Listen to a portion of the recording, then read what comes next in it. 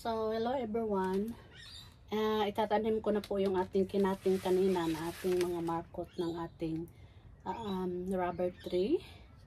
So, ngayon ko lang sila itatanim guys. Same day lang din ng pag-cut natin. So, iniwan ko muna sila dito kasi may ginagawa pa ako doon sa taas.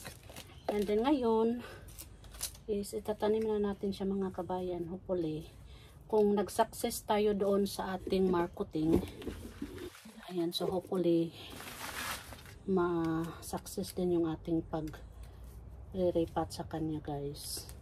So alisan lang natin siya ng yung tinatali ko sa kanya. Sobrang bilis lang nito magkaroon ng ugat kapag guys, kapag minamarkot, ikakat ko na lang siya para hindi tayo masyadong matagalan. Ayan. Compare doon sa yung ginawa ko dati na cuttings. Ano yung kanyang panali guys, nalubog.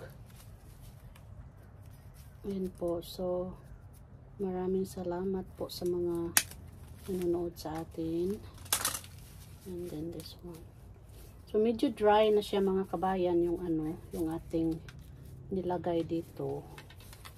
Then after natin siyang itatanim. So meron akong pot dito sa nasabi ko na kanina.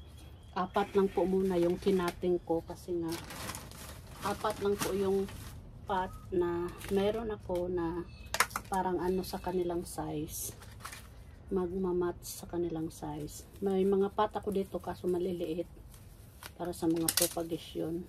So tatanggalin natin yung plastic. Oh wow, look at that. Tingnan nyo guys. Diba? And hahayaan na natin yung parang dyan. Yung nilagay natin na kakapitan ng kanyang roots. Ayan diba? Very... So hopefully, magiging okay siya. And then ilalagay na natin dito sa ating pot na hinanda. Ayan.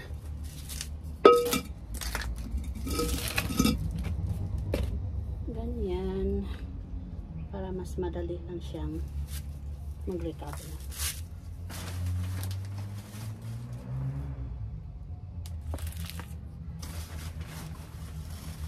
So lalagyan ko siya ng stick guys, or yung support for now only para hindi siya magbe-bend or hindi siya matutumba.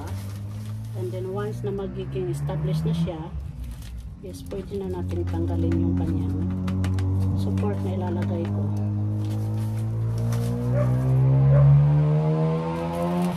God, ang ingay ng mga motor. Ayan. So, ganun lang po kasimple. Ganyan.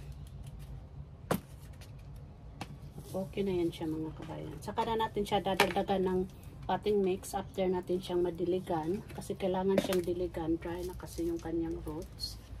Ayan, as nakikita nyo guys, nagbe-bend siya. So, need talagang lagyan ng support dyan para mag-steady po yung kanyang tayo. And yan, naiinis ako sa sasakyan. So, ito yung second. Yung mga motor na maiingay. Sayang din yung diba? Ayan. So, mayroon pa tayong mga doon. Baka next week ko na siya ikakat guys. And then, may ginawa din akong bago kahapon doon sa ating burgundy kasi wala pa akong burgundy na markot. Kanina, nung kinat ko siya is medyo basa yung dito guys. Iwan ko kung anong tawag dito.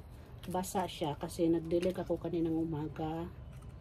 Tapos yun, inano ko muna sila dito. Iniwan ko muna.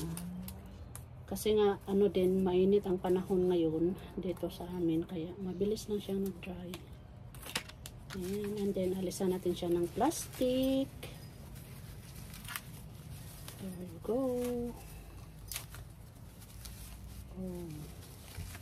Kailangan maalis natin yung mga plastic bago natin siya ipatong dito sa ating potting mix.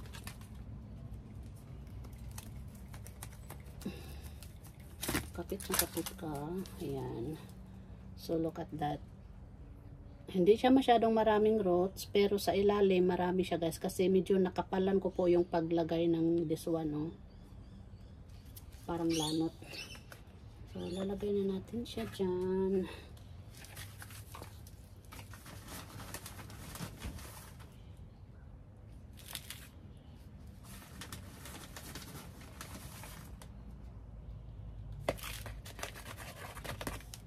So, update ko lang po kayo mga kabayan once na mag-establish siya, kasi araw-araw ko siyang i-check talaga, kasi gusto kong mag-successful din siya nung nakatanim na sa potting mix, kasi nagiging success po siya sa kanyang marketing. Ayan. So, update ko po kayo. Thanks everyone. Bye-bye.